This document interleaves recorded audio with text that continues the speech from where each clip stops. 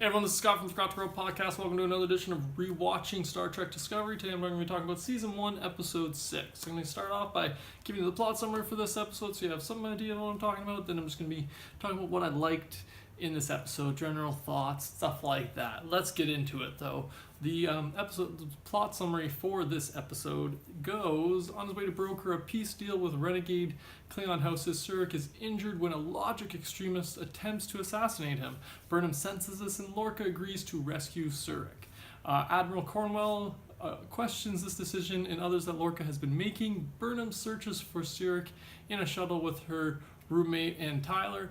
And Burnham attempts to connect with Surik's mind and finds him remembering the time that her application for the Vulcan Expeditionary Group was rejected. She learns that the VEG would only accept one of Surik's children, and he chose Spock, his half-human son. Spock ultimately chose to join Starfleet, rendering Surik's decision futile. Burnham helps him to regain consciousness and activate a locator beacon.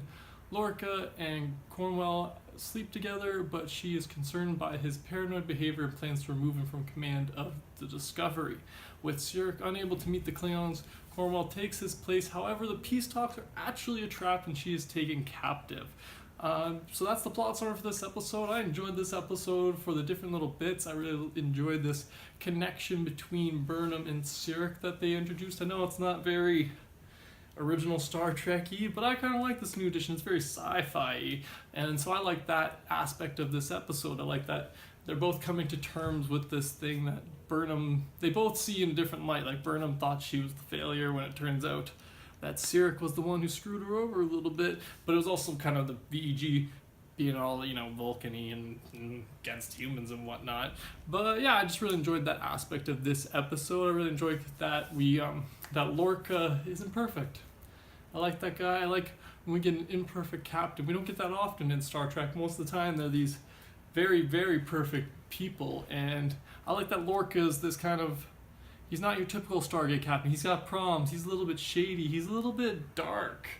Like, I think they hint to at the end of this episode that he took the Admiral's phaser before she left on to go meet the Klingons. Well, that's a little bit of a dick move, but I get it. She was going to take him out of control of the Discovery. But overall, I just like that his character isn't just your run-of-the-mill Starfleet captain. He's got a little more character to him. He's a little more personality, even though it is a little bit dark, sometimes asshole-ish.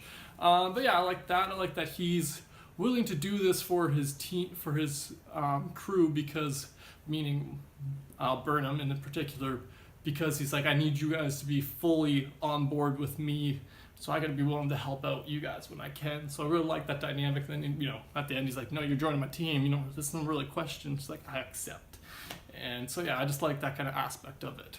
What else have I written down that I enjoyed about this episode, though? There was a line that the captain says to Tyler, whatever his name is, the new guy, the pilot guy, the one that, he says he shoots like a Klingon, and I'm like, oh, that's some sneaky foreshadowing. For those of you who have watched ahead in the series or are rewatching already, you know what that means. But for those of you who have only just got up to this point, I'm not going to ruin it for you. But that's a little bit of foreshadowing, that little line, he shoots like a Klingon. It's pretty interesting. So I thought that was a cool little bit of foreshadowing they put in.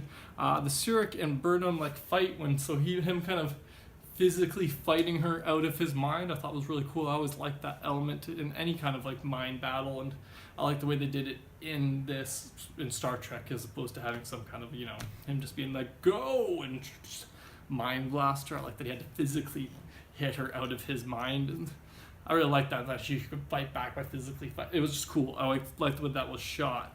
I also wrote down the hologram training at the beginning of this episode was just really cool and well done. I really like that they really enhanced, since we have so much better CGI nowadays, and we can afford more sets. They're able to do this whole sequence thing and then break it down and be like, oh yeah, no, it was just a holographic training. So I thought that was pretty cool. I like the way they incorporated that just little scene into the beginning of the episode. But what else do I have written down? Just the last one thing that I written down was just the Klingons take the Admiral hostage in order to get themselves back as a part of the Klingon Alliance or the United Klingon, whatever. And yeah, so that's how the episode ended, and that's And the end of my video, pretty much. That's all my thoughts on this episode in particular. Be sure to let me know, guys, in the comments below if there's anything I missed that you in particularly liked or disliked about this episode. Always curious to hear about your guys' thoughts. But thanks for joining me again, and have a good one.